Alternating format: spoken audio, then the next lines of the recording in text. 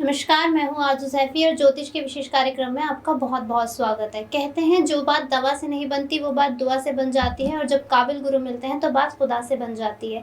ऐसे ही इस युग के परम विद्वान तपस्वी महान मोहित शास्त्री जी हमारे साथ हैं, जिन्होंने अपनी विद्या, तपस्या और साधना के बल पर अनेकों लोगों के कष्टों को दूर किया है। आइए जानते हैं मोहित शास्त्री जी से अपने जीवन में आने वाली समस्याओं का समाधान।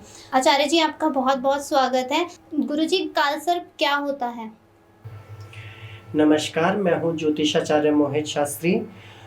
आपके प्रश्न अनुसार कि कालसर्प क्या है? देखिए, ये जो कालसर्प है, ये एक बहुत ही ज़्यादा व्यक्ति को परेशान करने वाला कष्टकारी योग है। जिसकी कुंडली में कालसर्प होता है, उसके जीवन में संघर्ष आने ही आने होते हैं।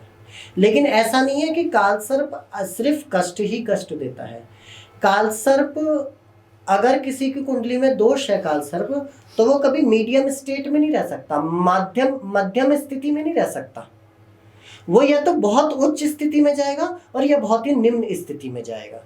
लेकिन इतना आवश्यक है कि जिसकी जिंदगी में कालसर्प दोष है, उसको संघर्ष स्ट्रगल करना पड़ेगा। कालसर्प दोष की वजह से ही, कालसर्प दोष अगर कुंडली में है तो व्यक्ति दीन रहता है, गरीब रहता है। गरीब ना भी हो तो वह कार्य नहीं कर पाता, उसके व्यवसाय नहीं चलते, उसके पास धनागमन नहीं होता, उसको संतान, क्योंकि कालसर्प भी 12 प्रकार के कालसर्प होते हैं। तो अलग अलग कालसर्प के अकॉर्डिंग, अलग अलग कालसर्प के अनुसार ही उसको वैसा ही दोष लगता है। किसी को संतान का कालसर्प लगता है कि अगर कालसर्प है तो उसके संतान नहीं होगी। किसी को धन का कालसर्प लगता है, अगर राहु किसी व्यक्ति के द्वितीय भाव में स्थित है तो, और कालसर्प योग है, तो ऐसी अवस्था में, ऐसी कंडीशन में व्यक्ति के धन की कमी रहेगी।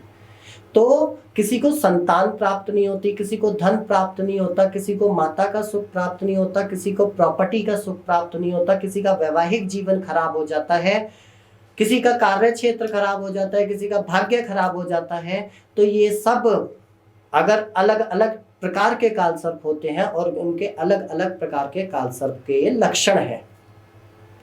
कालसर्प बेसिकली होता क्या है? कालसर्प आप भी अपनी कुंडली में चेक कर सकते हैं कि कालसर्प है कि नहीं, क्योंकि आजकल ना मेरे पास भी बहुत लोग आते हैं कि गुरुदेव, लोगों ने पंडित जी को दिखाया, उन्होंने मेरी कुंडली में कालसर्प बता दिया। और क्योंकि कालसर्प के नाम पे बहुत जो है बहुत ठगी हो रही है, तो मैं आपको आपकी कुंडली में खुद ही कालसर्प देखना बता देता हूँ कि कालसर्प योग है कि नहीं। आप कालसर्प देखने के लिए सबसे पहले राहु को देखिए कि राहु आपका कहाँ है, और जहां राहु होगा उससे गिन के 7वें घर में वहां पे केतु बैठा होगा। राहु केतु के सारे ग्रह अगर एक तरफ चले जाते हैं, राहु केतु के बीच में अगर सारे ग्रह एक तरफ चले जाते हैं, एक ही साइड फंस जाते हैं, तो ऐसी कंडीशन में कालसर्प कहते हैं। मैंने ज्योतिष की किताबों के अनुसार, भृगु संहिता के हिसाब से, जो राहु होता है वो सांप का मुंह होता है और जो केतु होता है वो सांप की पूंछ होता है। और अगर ये सारे ग्रहों को अगर अपने लपेट के बैठ जाता है, अपने अंडर में करके बैठ जाता है, तो जो शुभ ग्रह है वो शुभ फलदायक नहीं होते, उसे शुभ फल प्राप्त नहीं होते, उसका जीवन संघर्ष में हो जाता है। तो ऐसे कालसर्प होता है। तो आप चेक कर सकते हैं, राहु और केतु के बीच में अगर सारे ग्रह जा रहे हैं तो आपकी जिंदगी में ये कालसर्प दोष है। आपको डरने की जरूरत नहीं है। कालसर्प दोष कि किसी ने बता दिया कि कालसर्प दोष है, तो पहले चेक करिए कि हाँ सच में है कि नहीं है। हाँ, कालसर्प दोष बेसिकली वैसे तो 12 टाइप के होते हैं, लेकिन अब मैं आपको बता दूं कालसर्प दोष के 2 मेन टाइप, एक होता है पूर्ण कालसर्प योग और एक होता है आंशिक कालसर्प योग। पूर्ण कालसर्प कब बनेगा? जब राहु और केतु के बीच में सारे ग्रह एक तरफ चले जाएंगे, एक भी ग्रह नहीं बचेगा, तो ये पूर्ण कालसर्प कहलाएगा। और अगर एक या 2 ग्रह उसके राहु केतु से अलग बाहर निकले हुए हैं तो ये आंशिक कालसर्प बनेगा।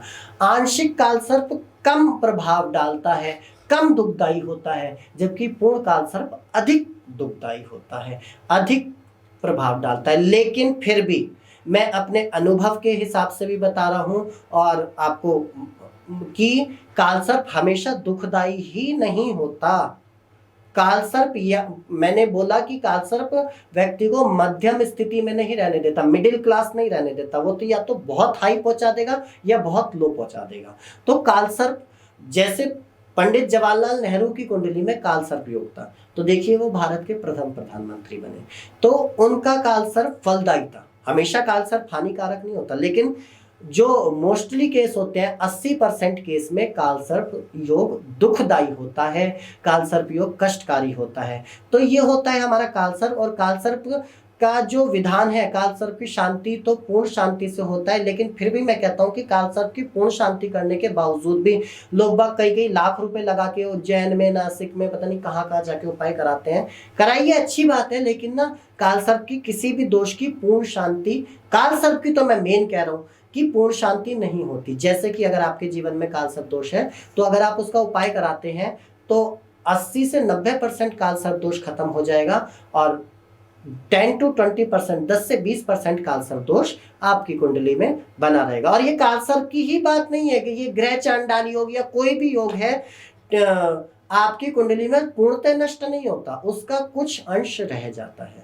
तो जैसे ऐसे समझ सकते हैं कि किसी विद्वान से शांति पाठ कराने के बाद या कुंडली में शांति कराने के बाद काल सर्प की के, जैसे आप बारिश में जा रहे हैं तो बारिश में आपको एक छाता मिल गया, आपको छाता ले लिया, तो छाते से आप भीगेंगे नहीं, लेकिन आपको जल की छींटें पड़ेंगी। इसी प्रकार कि अगर आपने किसी विधान की शांति करा ली तो आपको वो सीधा तो प्रताड़ित नहीं कर पाएगा ग्रह, काल सर्प पूरा तो ये प्रभाव नहीं डाल पाएगा, लेकिन फिर भी उसके कुछ प्रभाव आपके ऊपर अवश्य पड़ेंगे। काल सर्प, राहु और केतु के बीच में सारे ग्रहों का आ जाना, यही काल सर्प योग है। गुरुजी धन्यवाद आपका अपना समय देने के लिए। दर्शकों को बताए गए उपाय को करके आप भी अपना जीवन सफल बना सकते हैं, और आप भी अपनी समस्याओं के समाधान के लिए स्क्रीन पर दिए गए नंबरों पर संपर्क कर सकते हैं।